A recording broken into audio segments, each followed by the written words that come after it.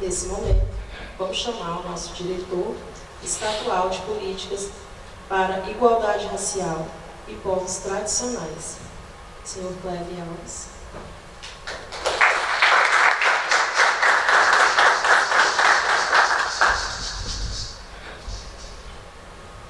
Boa noite a todas as pessoas. Boa noite a todas as pessoas. Boa noite. É um prazer estar aqui com vocês. Eu já tenho vindo aqui algumas vezes.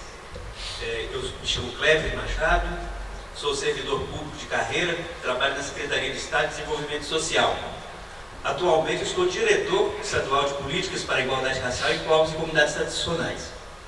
Também estou presidente do Conselho Estadual de Promoção para a Igualdade Racial e estou também presidente da Comissão Estadual para o Desenvolvimento Sustentável dos Povos e Comunidades Tradicionais. Essa secretaria, ela tem algumas subsecretarias. A secretaria onde está vinculada ou subordinada à diretoria de igualdade racial, a secretaria que a gente está subordinada é a subsecretaria de direitos humanos. Dentro dessa subsecretaria tem a superintendência, né, de políticas sistemáticas transversais. E aí vem a nossa diretoria. E esses dois colegiados, ou seja, o Conselho de Igualdade Racial e a Comissão para o Desenvolvimento Sustentável dos Povos e Comunidades Tradicionais. A política de igualdade racial é ela que vai dar origem à política de desenvolvimento sustentável dos povos e comunidades tradicionais. Primeiro a política de igualdade racial, depois vem a política de desenvolvimento sustentável. Mais cedo nós estávamos conversando com o prefeito, né, vice-prefeito, vai ser prefeito. Eu estou profetizando, né? Né, mãe? Né, mãe? Estou falando que é uma coisa que vai acontecer, né? Axé, axé. Então veja, essa política, ela nasce em 2014, fruto de uma pressão do movimento social. Frei Beto diz: político é igual feijão, só fica bom na panela de pressão. Então o movimento social, os movimentos de terreiro, os quilombolas, os indígenas, então pressionaram, né, porque aí da base surgem as políticas públicas, tanto a política de igualdade racial quanto a política de desenvolvimento sustentável de povos e comunidades tradicionais.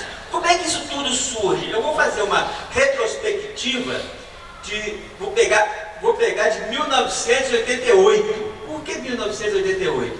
Por causa da Constituição Cidadã. Em 1988, né, nós vamos ser agraciados, né, fruto também de uma demanda da população, dos movimentos sociais, principalmente os movimentos negros. Também participou da escrita, sentou lá com os deputados, senadores e apresentou sua pauta. Tanto é que a pauta de povos e comunidades tradicionais, no caso dos quilombolas, estava lá a população preta, né, participando ativamente desse debate. Então, 1988. E nesse mesmo ano nós temos duas coisas importantíssimas. Quais são elas? Primeiro, a Lei 8.716, que vai descrever o que é crime de racismo e quais são as penalidades. Então, ou seja, a ação repressiva. Nós vamos ter também a criação da Fundação Cultural Palmares, que é uma ação valorativa, valorização da cultura afro-brasileira. 1995. Lembra o que foi em 1995? Marcha Zumbi. Não foi? Primeira marcha. 30 mil pessoas lá em Brasília. Entregaram o que, Brasília? Um documento. Não, fala. Na verdade, foi entregue uma carta solicitando todas as demandas construídas hoje partindo daquela carta. E nós temos que lembrar também que o Uberaba estava nesse movimento. O Uberaba sempre esteve marcando a sua presença nesses espaços. E outra coisa que nós temos que falar, que a Fundação Palmares nasceu aqui em Uberaba, fruto dessa cidade.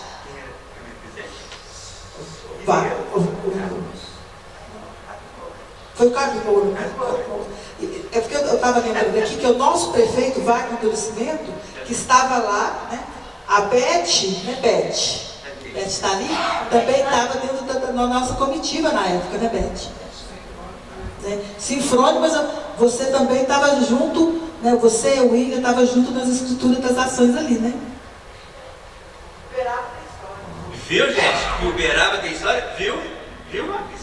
É isso, é grandeza. E olha, quem era ministro na época? Ministro da Cultura? Professor Luiz Pimenta, mineiro. Gostava da broa, do milho, né? Foi perseguido na época da ditadura. Ele era reitor da universidade, UFMG, né? Então veja, olha a história de Uberaba, participação aí, né, desse negócio. Então, olha, em 1995 a carta, o presidente na época, ele pega essa carta, acolhe, né, essas demandas, cria o Conselho Nacional de Combate ao Racismo. E essa demanda vira, dentro do Programa Nacional de Direitos Humanos, ele essa proposta vira o quê? Vira uma política pública. Exatamente, uma política pública de Estado. Ou seja, ali nasce então ações afirmativas. Então veja o tripé: ações valorativas, ações repressivas e ações afirmativas. Agora guarda-chuva. Agora vamos pular para 2003. Antes do governo sair, ele editou um decreto para enegrecer os ministérios. Ele criou cotas, ações afirmativas nos ministérios. Só que esse decreto nunca foi utilizado. Ninguém nunca usou esse decreto. Mesmo em vigor, nunca foi utilizado, ou seja, para cargos comissionados, tá? Para cargos comissionados. Pulando então para 2003, nasce aí a política de promoção da igualdade racial. É criado o Conselho Nacional da Igualdade Racial e é criado a Secretaria Nacional do Estado de Ministério. Vamos agora voltar agora para 88 novamente para Estado de Minas Gerais. É criado no governo do Nilton Cardoso, com a participação de muitas pessoas aqui da região, a criação do Conselho Estadual de Participação e Integração da Comunidade Negra. Muitos uberabenses tiveram assentados nesse conselho, participaram desse conselho, porque ele foi empossado pela primeira vez em 2002. Aí fala assim, não, 88, só foi empossado em 2002, por que aconteceu isso, hein, gente? Vocês têm ideia? Tem ideia? Racismo institucional, gente. Racismo institucional. É a única explicação que a gente tem, né? É o racismo. Então, ele ficou inoperante esses anos todos. E aqui teve encontros dos anos 98, acho que 98 foi a Badia. 98 teve um encontro aqui, teve encontro regional para ativar esse conselho. Mas infelizmente não conseguiram. Em 2005, nós fizemos a primeira conferência estadual de política de promoção da igualdade racial, organizado por esse Conselho de Participação e Integração da Comunidade Negra. Em 2009 nós tivemos a segunda conferência, e nessa conferência a militância já estava tramitando na Assembleia Legislativa a lei que instituía o Conselho Estadual de Promoção da Igualdade Racial. E aí foi reafirmado a importância de que o governo do Estado deveria aprovar a lei que tramitava na Assembleia Legislativa, de criar o Conselho Estadual de Promoção da Igualdade Racial, o Conselho Paritário. E naquela época tinha também a proposta que tinha sido encaminhada pelo CCM, né, o Conselho de Promoção da Participação e Integração da Comunidade Negra, era um conselho que fosse paritário e tivesse fundo. Só que o governo naquela época não acatou. Só que nós deixamos uma brechinha lá no texto, e nós falamos assim, vamos deixar, que se não tiver fundo, a gente deixa uma brecha. Qual foi a brecha? Que o Conselho Estadual de Igualdade Racial ele fosse propositivo e deliberativo. Mas deliberar sobre o que, Cléber? Se ele não tem fundo? Deliberar sobre PPAG, Lei de Diretriz de Unidade e Lei do Orçamento Anual. Então ficou essa brecha. Nós não temos fundo. mas nós temos o poder de deliberar. Exatamente. 2009, então, 2010 foi aprovada a lei, 2009 foi aprovada a lei, 7 de julho de 2009 foi aprovada a lei que cria o Conselho da Igualdade Racial. 2010 criou-se a Coordenadoria Estadual de Políticas de Promoção da Igualdade Racial. 2014, foi editada a Lei 21.147, que vai instituir a política de desenvolvimento sustentável dos povos e comunidades tradicionais. E, no final do ano, foi editado o decreto de 46.671, de dezembro de 2014, que criou a Comissão Estadual para o Desenvolvimento Sustentável dos Povos e Comunidades Tradicionais. No ano de 2005, os ciganos participaram da conferência e eles perguntavam para nós assim: os indígenas têm a Fundação dos Povos Indígenas, FUNAI, para reconhecê-los e cuidar deles. Os quilombolas têm a Fundação Cultural Palmares. E nós ciganos, nós não temos ninguém que cuide de nós. Como é que fica a nossa situação? Aí, esse ano de 2014, foi criada uma comissão, um grupo nesse trabalho, e nós lembramos dessa situação, dessa demanda, né, apresentada pelos ciganos, e eu disse, por que não colocar como competência dessa comissão a elaboração, além de elaborar políticas públicas, a gente também reconhecer os demais povos e comunidades tradicionais, fazer o processo de certificação, igual a Fundação Cultural Palmares faz com as comunidades quilombolas. Por que não garantir também acesso à questão da titulação dos seus territórios? Aí todo mundo ficou sendo assustado, né? Pessoal, como não vão fazer isso? E ficou 2014, todo mundo pensando como é que vão fazer, e aí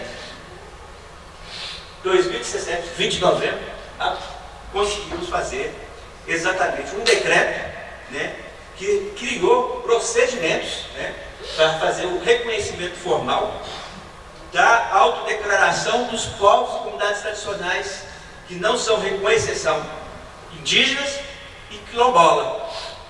Nós hoje temos 17 segmentos dentro do Estado de Minas Gerais que são reconhecidos pelo governo mineiro. Vou pular um pouco aqui.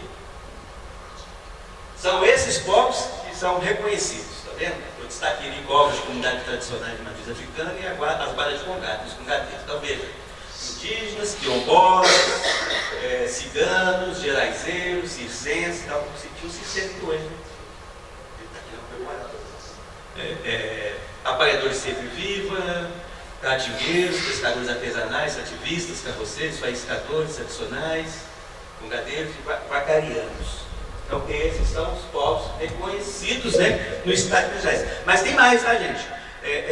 No último encontro que nós tivemos dos povos e comunidades tradicionais em 2022, apareceram mais quatro segmentos, porém eles não foram certificados ainda, está em estudo, está sendo analisado os pedidos dessas categorias.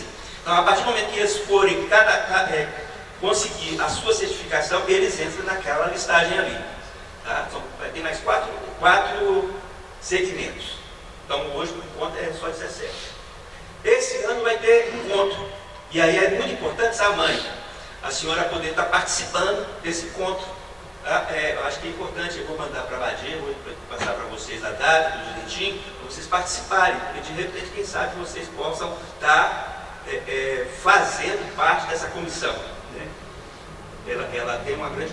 De 2 em 2 anos a gente faz esse encontro. Como é que é feito esse processo de certificação, né? Reconhecimento dos povos e a titulação dos territórios, mapeamento, conforme está descrito ali. Então, vou falar bem mais, eu vou aprofundar mais na questão da certificação. Por que da certificação? Porque eu acho que a gente precisa primeiro atacar essa questão aí, porque é um desconhecimento, porque tem muita gente que nunca ouviu falar da Comissão Estadual de Desenvolvimento Sustentável. Tenho certeza que o vice-prefeito nunca viu falar disso.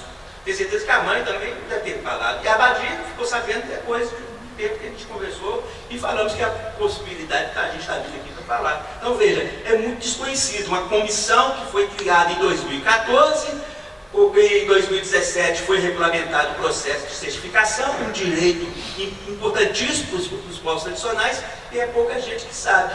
Então, qual que é a forma de conseguir fazer essa certificação? São 3 documentos básicos. O primeiro documento é o ofício solicitando uma ata de reunião que é feita com seus filhos, né, com os filhos do terreiro e os demais membros que vai estar presente, fazer uma assembleia geral solicitando, né, para falar, se autodeclarar. E o registro histórico de como surgiu o terreiro. Uma narrativa histórica, colocar umas fotos, se tiver recorte de jornais, né, de eventos, de eventos que vocês realizaram, de participação, de talvez depoimento que vocês deram à imprensa, isso tudo serve como registro, né? É importante ter esse registro. Eu vou deixar essa apresentação para vocês podem, depois o Reginaldo encaminha para vocês, tá? E vou deixar também a legislação e os modelos, o Reginaldo e a Badia depois vai passar para vocês os modelos de documento, de ata e o modelo de registro para vocês ter um passo a passo. Então, o que a gente pensa em fazer durante esse final de semana? A gente visitar alguns terreiros e casas, né, de guardas de congado, né, para a gente estar orientando e quem sabe, aqueles que desejarem, a gente já deixa pronto o documento para ser encaminhado, né? Pode ser encaminhado por e-mail, hoje nós estamos aceitando a documentação via e-mail, porque acelera o processo, né? E o processo estando mais rápido, a gente consegue certificar mais rápido. Leva-se em torno de 90 dias, tá, pessoal? Por que 90 dias? O documento chegou hoje. Então, a comissão, a Câmara Técnica de Certificação, ela vai reunir e vai fazer a análise. A comissão, ela reúne de 90 dias, de 3 vezes. Então, a gente coloca 90 dias por conta disso. Então, é só naquela reunião plenária é que a comissão vai aprovar o trabalho da Câmara Técnica de Certificação. E ainda tem um processo também de visita técnica. Então, vai depender muito, por exemplo, no caso de matriz africana, nós temos a representante de matriz africana, ela vai ter que vir cá para visitar o terreiro. E é importante, é diferente da Fundação Palmares. A Fundação Palmares não faz essa visita. No nosso caso, a gente faz a visita por quê? Porque é rico essa visita técnica da representante, porque ela passa a ter contato direto e vocês podem dialogar, inclusive apresentar para a representante demandas, para quê? Para que ela possa levar para a plenária da comissão. Então, assim, quando a gente vai nos territórios e leva a representante, normalmente a gente vai junto com a representante. Então, o que acontece? Há um diálogo. É rico essa questão. E há um momento também de você até comprar da sua representante de vocês, lá no território, que representa vocês na comissão, o que ela está fazendo. Porque tem gente que entra muito, sai calado na reunião, não leva nenhuma proposta, não propõe pauta. Então, esse é o momento rico de vocês, né, que são têm uma representatividade. Não acontece isso com a nossa representante de matriz africana e nem da guarda de congado, não, tá? A guarda de congado e matriz africana são as que mais têm proatividade, tá? São proativas. Vou mandar para vocês depois a relação de guardas de congado e de matriz africana que foram certificadas durante essa gestão. Muitas.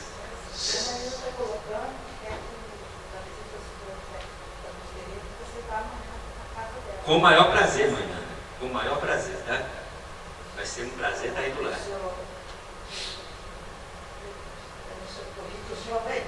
Tá certo, pode deixar aqui. Já está anotado aqui, né?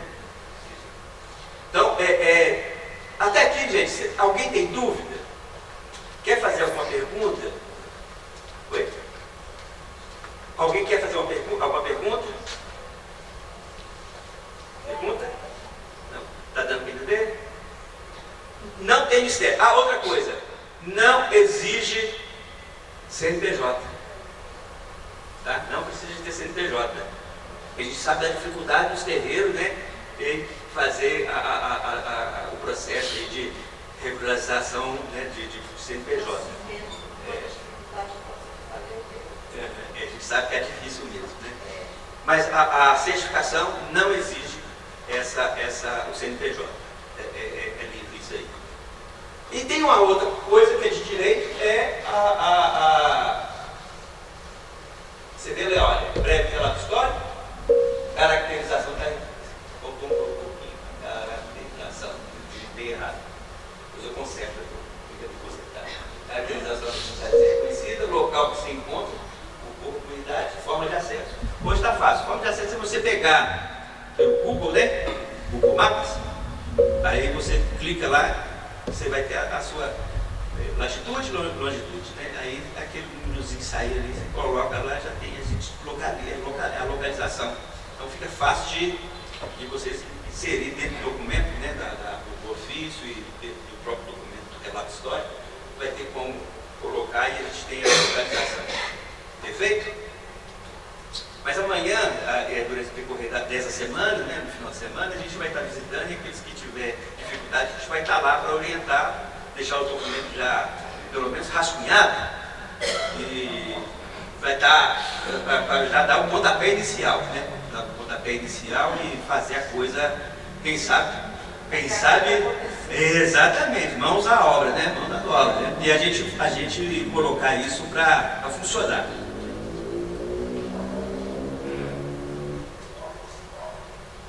Então, a Comissão Estadual para o Desenvolvimento Sustentável, o que ela é? É um espaço de participação social. É um espaço onde a sociedade civil, né, os povos e comunidades tradicionais estão lá para discutir com o governo, levar suas demandas. É um espaço que a gente constrói políticas públicas. E vou te dar um exemplo do que aconteceu algum tempo atrás. O governo editou uma resolução e a comissão ela não aceitou. E aí teve que revogar. O governo editou um decreto, a comissão não aceitou. Foi batendo, até revogar. Então, veja, é um espaço de decisão, é um espaço que os povos têm voz. E a voz dos povos é muito importante. Então é um espaço de diálogo, participação social, democracia participativa, gestão social. É gestão social, não é gestão do social, é gestão social na prática. E aí, eu encerro aqui a minha fala. Meu nome é esse aí, Cléber Machado, meu e-mail. A lei que institui a política tem um artigo que ela define todos os objetivos dessa lei. São 33, 34 incisos. Cada inciso vem falando sobre cada direito. Um dos principais direitos que a gente tem, que eu gosto muito de frisar, porque os povos e comunidades tradicionais, principalmente os quilombolas, os geraizeiros, no norte de Minas, sofrem com perseguição política, com perseguição de fazendeiros, e esses povos eles têm direito a acesso a resguardar sua integridade física. Então hoje nós temos um programa de proteção dos defensores de direitos humanos.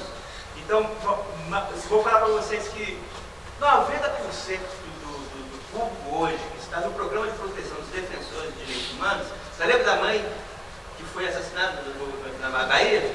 Ela estava no programa, não estava? Estava no programa. Então, esse programa resguarda a integridade física. O objetivo do programa de proteção não é tirar a pessoa, a liderança da área. Não é tirar, é mantê-la lá. Porque se tirar a liderança, a causa morre. Então é manter para a causa fortalecer, continuar forte. Então, assim, essa é uma das coisas mais importantes de direito que os povos tradicionais têm.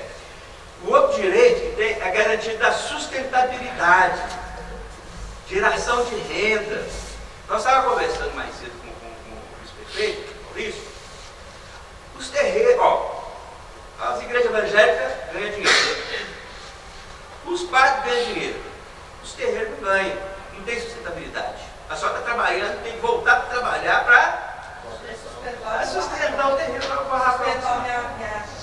Os grupos, né? São grupos, né? Tambor de crioula, o próximo terra de congada, né? Então veja, nós estávamos conversando sobre a questão da sustentabilidade.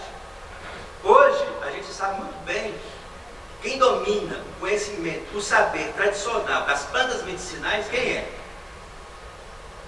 Hein? Os terreiros, abençimento, né? Eu penso que sou bezedeira. Aí. E essa arte, né, essa técnica, né, vou chamar de técnica, é de matriz africana. Nós temos no governo no âmbito estadual, no âmbito federal, aliás, e no estadual, uma política de plantas medicinais e fitoterápicos. No estado, no âmbito federal e no âmbito do estado. Agora, não, para a gente implantar aqui também uma política municipal de plantas medicinais e fitoterápicos. Estava falando com o Peixinho, para organizar, juntar todos os terreiros e criar uma cooperativa para desenvolver, para pegar, para desenvolver, porque tem que criar uma cooperativa. Por quê? Porque se não criar uma cooperativa, a prefeitura não pode fazer contrato, convênio, nem termo de fomento com personalidade jurídica, física. Então, organiza-se em forma, cria um baita de um laboratório, porque aí a prefeitura pode comprar, com dispensa de licitação, o produto. Vocês não vão vender folha, raiz, não, vocês vão enfeitar ele, vocês vão colocar em cápsula, bonitinho, vai ter pessoas técnicas que vão assinar bonitinho lá, tudo bem organizado. Vocês vão vender até para quem é evangélico, porque vocês vão colocar aí dentro um partido muito bonito e vão falar assim, olha, nós vendemos banhos de sais. E o que hoje é o banho de sais? Nos terreiros. Eles vão comprar.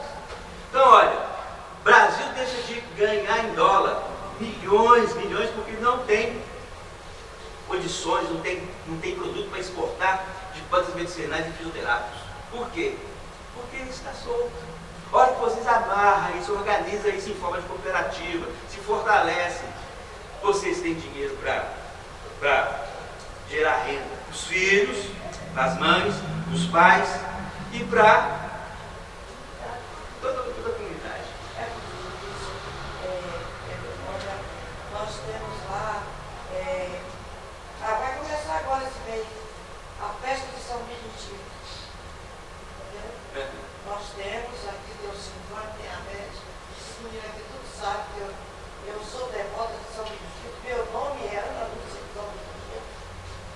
E já estou preocupada, porque é 15 dias de festa, de festejo de São Benedito. 15 dias. E procissão e tudo.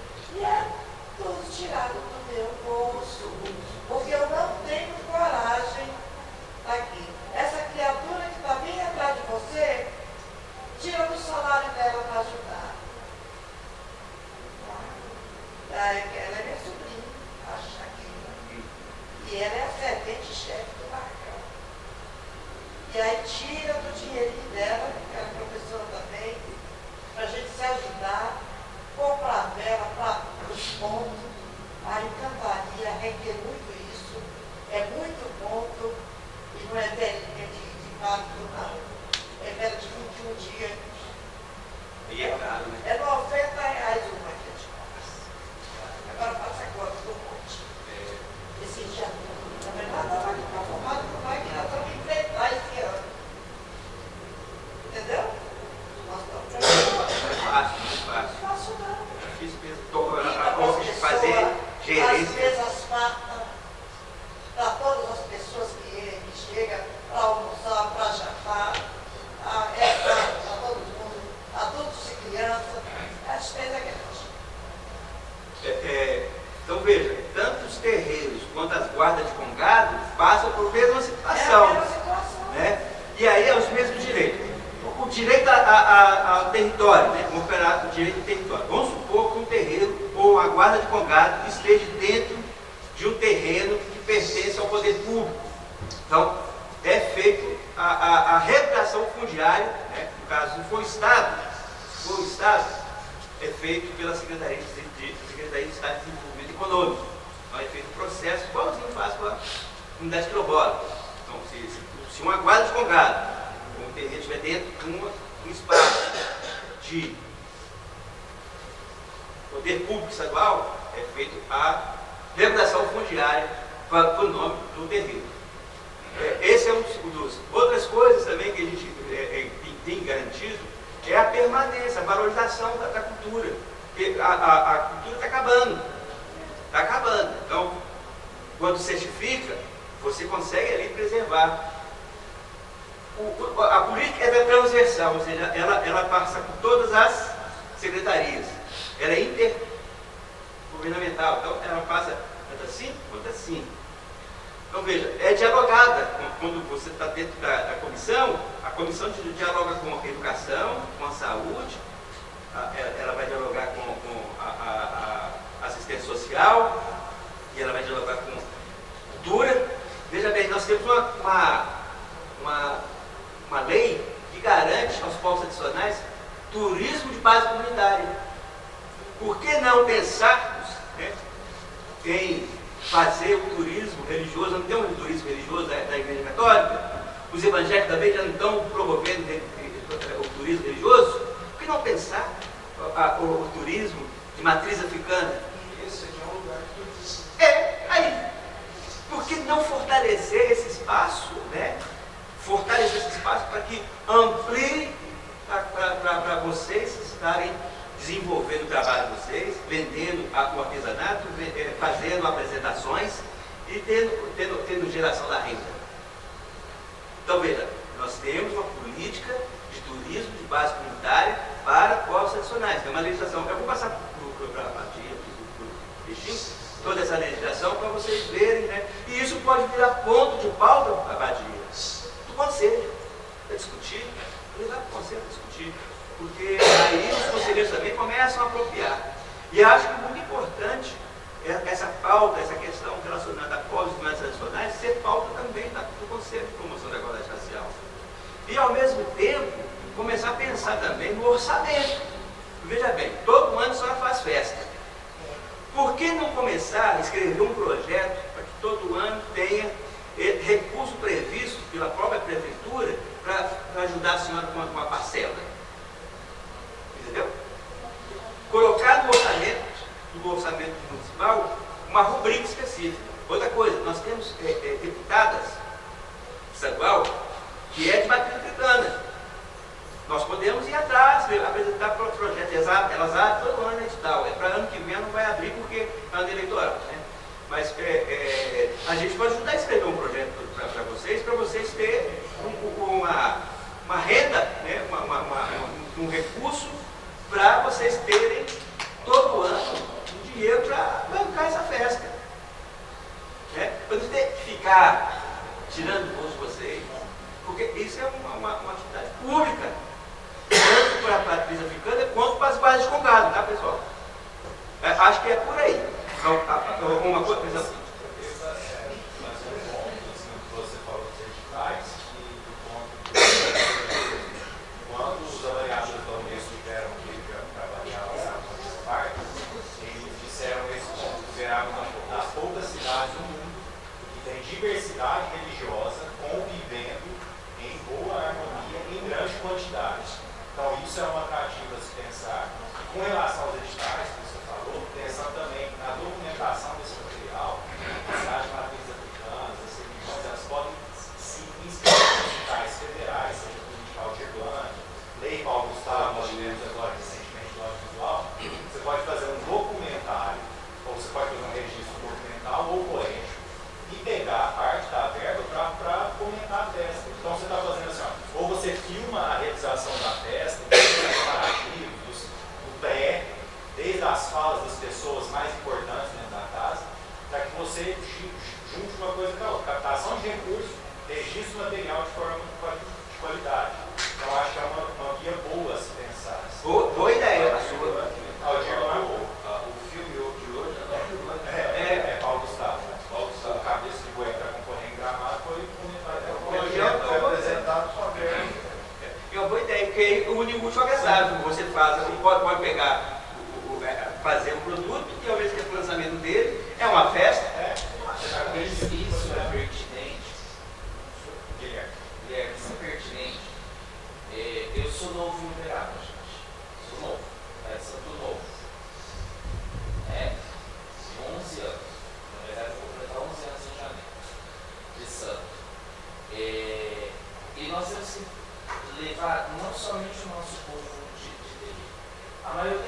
pessoas de terreiro, né, como a Mariana, como o pessoal nós temos o nosso congado. Partindo do pressuposto, né, sou um pesquisador da UFM, partindo do pressuposto desses vídeos, nós poderíamos pensar também na valorização. Nós tivemos uma perda muito grande, não só dela, mas de outros membros do nosso querido e amado congado, que eu sou congadeiro, tenho 31 anos de congado, desde o dia que eu nasci, de homenagear a Luzia, e dentre outros, a partir dela, que todas as guardas, por mais que tivesse um pingo de qualquer situação que fosse, ia até a casa dela, conhecia, tinha um chamego pela pessoa de Dona Luzia. Eu tive a honra de conhecê-la, eu estive em ensaio na casa dela, fui muito bem recebido,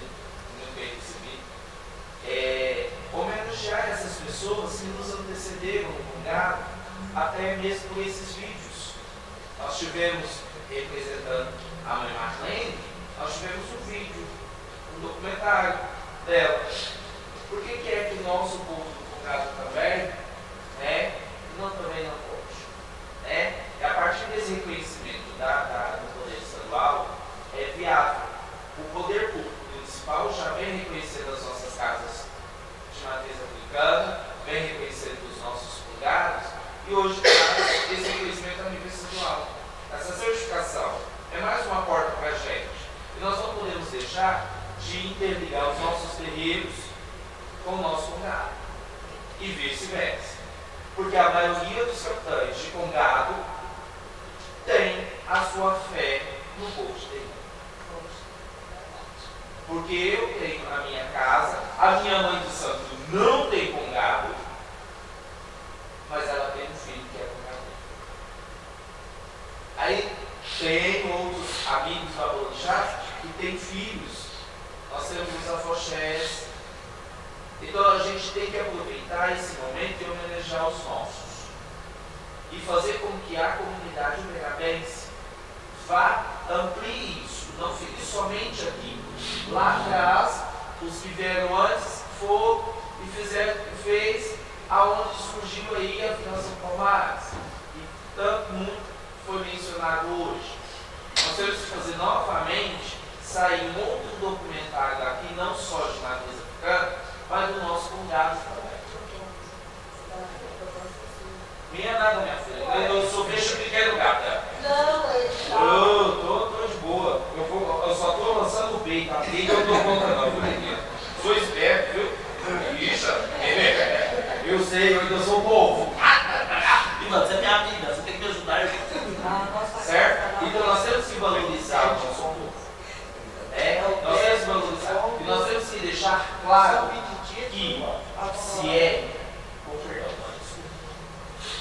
se é o governo estadual que está de olho em nós agora, realmente nós temos deputadas que podemos bater na porta delas.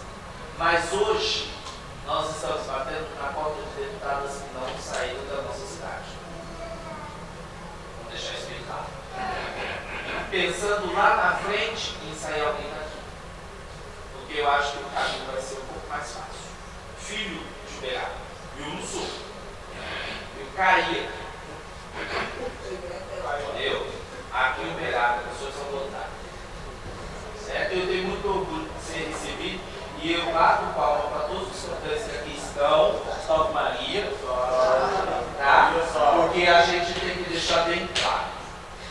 Existe o povo de matriz africana, também existe o congadeiro e vice-versa. E nós temos que levantar essa bandeira por onde for. E realmente é difícil ver a rede estadual reconhecendo a gente. Eu estou espantado, viu, Pepe? Eu estou espantado. Porque eu não imaginava que o atual governo iria reconhecer a gente. De verdade. Que bom. Fica defendendo ele não, Ivan. não, é ele. Viu? Mas é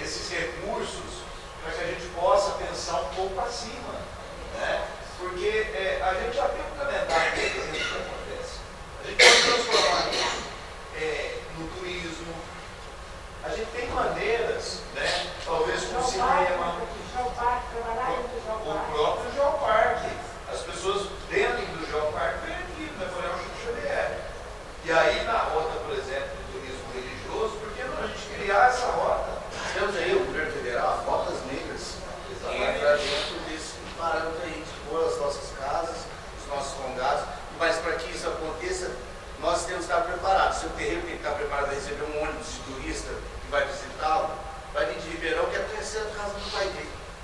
Então, preparado, você vai ter lá seus souvenirs para também levar ser um subsídio financeiro. Olha, a gente trabalha a casa aqui, e aqui a gente faz esse souvenir, você não quer levar. Isso gera tudo. Então é uma consequência, uma coisa leva a outra. Uma coisa leva a outra. O importante, a gente entender assim, por exemplo, o peixinho, então faz aí. Não dá. Ó, Badia, faz você aí. Não dá. Ô, Kleber, eu tô aí, você não faz isso lá pra mim? Não dá. É a gente que tem que unir, reunir mais uma vez, juntar de novo. E aí, a partir, eu gostei do que você falou, porque é isso, a gente tem que dar, nós é que temos que valorizar. E aí você senta junto, e aí a gente, o que é que nós podemos ter de ideia em cima disso? No filme, do circuito de turismo, senta, a gente vai fazer isso. E aí juntos é que a gente consegue fazer alguma coisa. Deixa eu te falar outra coisa que você esteja ali. Você já viu falar da Convenção 69, da Organização do Trabalho? Quem já ouviu falar, levanta a mão.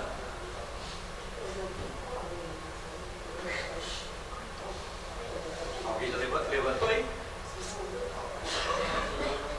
A Convenção 69 fala que todas as vezes que um empreendimento, algo que for afetar os povos, comunidades tradicionais, seja ela administrativamente ou legalmente, tem que ser feita consulta livre, prévia e informada. Então veja, vamos supor que o Estado vai fazer uma obra, qual está fazendo lá no Belo Horizonte, está fazendo uma da região metropolitana, o Rodoanel. Já me fala do Rodoanel? O Estado tem que consultar todos os profissionais que vai ser afetados pelo Rodoanel. Como é que é feita essa consulta? A consulta não é simplesmente chegar, oi, tá bom, eu quero ouvir. Não, são etapas. Os povos têm que ter esse protocolo de consulta. Esse protocolo de consulta vai falar como é que eles querem ser ouvidos pelo Estado. Depois, quando tiver tempo, entra, joga no protocolo de consulta dos povos tradicionais. MPL. Aí vocês vão ver vários protocolos. Povos indígenas, quilombolas, ciganos. É muito interessante isso para vocês. Tem que matriz africana na mente. Aí vocês vão ver como é que essa coisa funciona. O que acontece? Vamos supor que eu sou gestor, né? Eu estou querendo fazer uma obra, o prefeito quer fazer uma obra, e essa obra vai passar do seu quintal, do seu terreiro. Eu vou lá, tiro você de lá, tratoro você, te dou explicação nenhuma, simplesmente você vai sair e pronto, acabou. Pago uma indenização reta, né? Faço de você. Pode. Mas no momento que você tem certificação, o governo tem que ir. O prefeito tem que ir. Não é audiência pública não, tá, gente? Tem que ser antes da audiência pública. O povo tem que ser ouvido antes da obra começar. Começando a falar que vai fazer o projeto. Convenção 69, ó. OIT 169. Joga no Google. OIT 169. Eles é o maior gargalo hoje para o governo, os governos. É só o governo, não, todos os governos. Tem uma dificuldade danada para fazer isso. É muito direito. Um outro direito que vocês têm também, olha que coisa magnífica. Antigamente, garantir aos povos tradicionais o uso de seus territórios por meio de posse efetiva ou propriedade, mediante regulação de titulação das terras, assegurando-se o livre acesso aos recursos naturais necessários à sua reprodução física, cultural, social e econômica. Assegurar aos povos e comunidades tradicionais a permanência de seus territórios por meio do exercício de seus direitos individuais e coletivos, sobretudo nas situações de conflito ou ameaças à sua integridade, bem como a defesa dos direitos afetados, direta ou indiretamente, seja especificamente por projetos, obras e empreendimentos, seja genericamente pela reprodução das relações de produção dominantes na sociedade.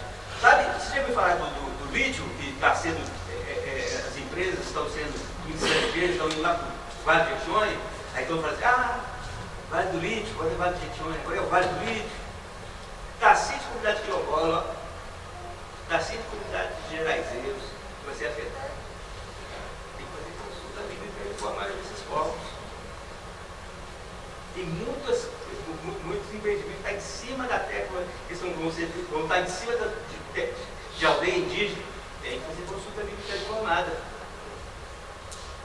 Nós tivemos um... Pois não. Então, na verdade, o que você está trazendo para nós é a importância de formalização. Por mais que você tenha que pode usar pelo CPF, acaba tendo que ter uma formalização para chegar a esse recurso. E aí, você me perdoa, mas não é eu que tenho dificuldade exatamente nessa formalização. Porque eu falo, se é difícil, às vezes, para a pessoa que está ali todos os dias trabalhando com documentação, imagina para alguém que não conhece. Então, assim, a gente sabe que tem o edital, a gente sabe que tem. Então, até quando começa o ST, ele sabe que existe, mas o ST não fala desse jeito de edital. Ele sabe que existe, a gente tem as ações, mas não é tão simples assim. O dinheiro está lá, e por isso que algumas pessoas têm muito mais facilidade que outras. E quem é essa facilidade, muitas vezes? É quem já está na atividade. Quando eu falo já está na atividade acadêmica ou dentro do governo. Então, assim, é difícil, acho que talvez o que está faltando, e aí é uma sugestão do governo do Estado, do governo federal, é fazer essa formação para as pessoas. Porque a gente sabe que precisa, mas eu acho que a questão principal é o formar quem vai fazer isso. Porque assim, porque senão a gente acaba ficando com um discurso vazio, porque para nós que estamos aqui, algumas pessoas não vão entender, elas não vão chegar no sério. E aí ela sabe que existe o edital, ela vai pegar, vai fazer um chat GPT, ela vai se organizar, vai ter as documentações, mas na hora de colocar lá que aí vai existir. Ah, mas pode ser por CPF, mas a maioria dos editais está bem claro que tem que ser por CNPJ. E aí exige algumas outras coisas mais, que é aquela cerejinha do bolo, aquelas letras miúdas, que muita gente não tem, porque a comunidade também de Marcano, os nossos mais velhos são todos baseados na oralidade. Então, às vezes não tem o conhecimento, muitas vezes técnico. E aí, por que muita gente novo é o que consegue? Porque essas pessoas têm um traquejo técnico. E aí eles vão ganhar um edital do 15 mil, do 40, do 50. E aí quem está fazendo atividade não consegue. Então, assim, eu acho que é uma sugestão do governo para dar essa formação para a gente conseguir chegar e fazer e participar efetivamente. E às vezes a gente sabe que tem, mas não consegue fazer. Então, a partir de uma formação de grupos, como o próprio Maurício tirou um grupo coletivo de várias pessoas que sabem fazer, fica muito mais fácil. Porque a gente chega e fala assim, ó, tem edital, saiu tanto, tem X casas. Se tem 10 pessoas formadas, aquelas 10 pessoas vão fazer. E eu não estou falando que as pessoas vão sair fazendo gratuitamente, mas é uma colaboração, porque todo mundo ganha, a casa vai ganhar, a outra pessoa que está fazendo. Então, assim, começa a circular de verdade aí sim o que acontece no mundo, né? Que é nós por nós, a economia circular mesmo. Acho que o que está faltando talvez para nós é isso, porque existe a legislação, existem as tecnologias, mas poucos têm acesso exatamente pela falta de formação. Eu tenho uma sugestão. Hoje tem o pessoal do tipo Cabeça de Ouro, que é uma verba do Paulo Gustavo. Tem vários aqui. O Guilherme já foi. O Guilherme, por exemplo, que estava aqui falando, ele conseguiu uma verba também, fez um filme com verbas assim. Tem pessoas aqui em Uberaba que tem essa expertise e que eu não tenho dúvidas que se chamarmos, eles conseguem ensinar, dar o caminho. Então a gente buscar de quem já sabe fazer, de quem já está conseguindo recursos. Então, como é que faz? Você ensina pra gente? Eu posso trazer uma outra questão aqui que eu acho que vai de encontro com você trouxe.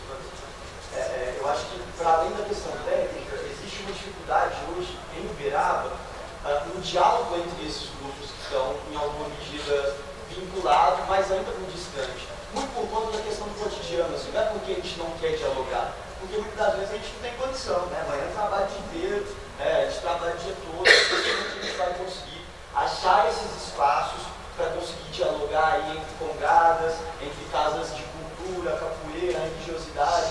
Então, para além da necessidade de criar esses espaços técnicos para que a gente consiga ter acesso a como fazer, é pensar também na forma como a gente vai criar espaços de contato entre esses grupos culturais que estão colocados na cidade, né? Porque senão é isso, a gente vai fazer sempre reuniões que poderiam ser muito mais potentes do que são, porque a gente não consegue chegar no número de pessoas que a gente deveria chegar, muito por conta da fragilidade desses contatos ainda, né? Então é algo essencial para que a gente pense também, né, para que a gente possa vir a fazer esse levantamento técnico, né, por assim dizer. Se a gente conseguir levantar alguns, eu vou falar muito, 3, falar para os outros, e aí a gente consegue, tem muita gente no cinema que está, não é muitos. E aí a gente pega, por exemplo, o pessoal do Congado está para levantar 2 que tem, a gente escolhe um dia, faz uma oficina para aprender, e esses levam o conhecimento para os outros. Acho que não está distante isso assim, sabe? Da gente fazer no sábado, no domingo, sabe? Dá para fazer. A gente não pode ficar nessa, dá para fazer. E tem um cara do outro lado aqui, ó, ele sabe. A Fundação Cultural tem vários funcionários que aí tem essa competência, talvez até tem um projeto que a gente tem formativo nesse sentido, talvez é continuar essa ideia lá na Fundação mesmo, para as pessoas terem condições de fazer um grupo formativo. A pessoa tem que querer passar. Como ela já é funcionária, ela tem que fazer na sua carga horária, um horário para fazer. Disponibilizar esse horário. Amigo, mas eu tenho uma dúvida, pessoal. Como que o certificado quer proteger um povoado que não tem lugar? Né? Se a carência maior é um terreno, se a carência maior é um documento, se a comunidade não tem um lugar específico, como é que o certificado vai? Se o interesse maior é proteger o povo que não tem terra. Eles estão onde? Os quintais, eles são na casa da gente, os congados são na garagem. E aí, o nosso interesse maior é um espaço municipal no primeiro, né? Não estou falando que não é importante o respaldo das nossas áreas, mas acho que a carência maior é dar ao povo, instruir primeiramente, né? Como está falando, como é que faz, passo a passo, para essa é a carência maior do nosso povo. Eu vou citar um exemplo de conhecimento dos ciganos. Os ciganos não tem lugar, não tem terra, não tem nada. Mas a gente conseguiu, Belo Horizonte, eles conseguiram uma parte onde é Arão Reis, parte de terra, que era da rede ferroviária, foi cedido para ter um termo de cessão com o governo federal. E Nova Lima, a prefeitura de Nova Lima cedeu para eles, doou para eles, fez doação, né, por meio de lei, um espaço para eles lá. Ibirité fez um termo de cessão, o uso de 7 mil metros quadrados para eles. Santa Bárbara fez um termo de cessão também, de 15 mil metros quadrados, e está por vias de a Câmara aprovar a doação. Só que é feito dentro, a doação é feita em nome da associação, para uso coletivo, tá? Dos povos ciganos. Não é em nome de pessoa, física, não. Por que foi feito dessa forma? Porque a presidente da associação lá dos povos ciganos, ela achou melhor fazer dessa forma para evitar venda. Evitar venda. Porque as pessoas às vezes ganham e depois vendem, colocam a pessoa estranha no local e isso vira um problema sério. E aconteceu lá em Arão Reis. Arão Reis teve um grupo de ciganos que vendeu para pessoa estranha e lá virou uma bagunça lá dentro, lá de violência. Então, esses são um exemplo que eu tenho. Eu acho que pode estudar, aprofundar e tentar adaptar essa situação à situação dos terreiros. Né? E tentar achar uma área pública. O Estado tem muito terreno em alguns lugares, tentar localizar, descobrir, né? Tem que fazer uma pesquisa e, se for para um lugar adequado, tem que pegar.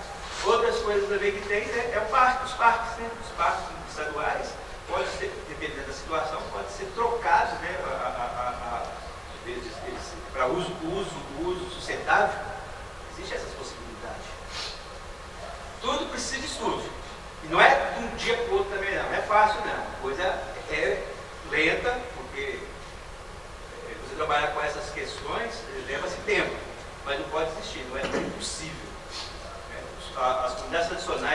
Geraizeiras, não tem terra, conseguiu resgatar o que era deles, fazendo exatamente isso.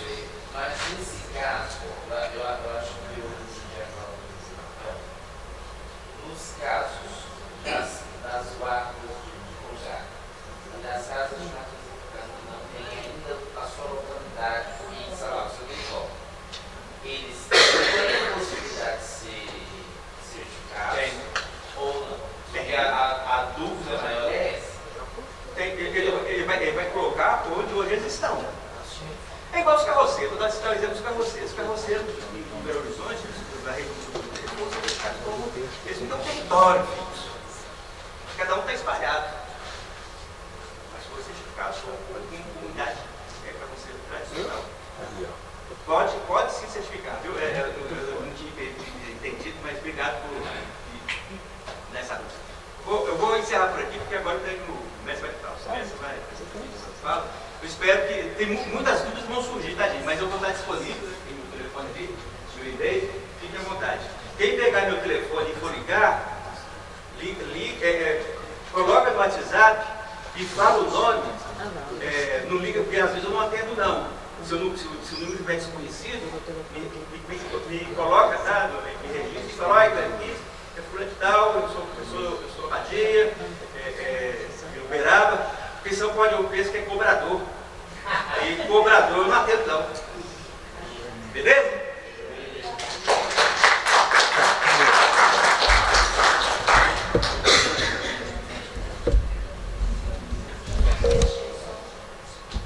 E meu telefone. Alguém quer fazer alguma pergunta? Tem dúvida? Acho que todo mundo soube. Então eu vou fazer pergunta para vocês. Posso inverter?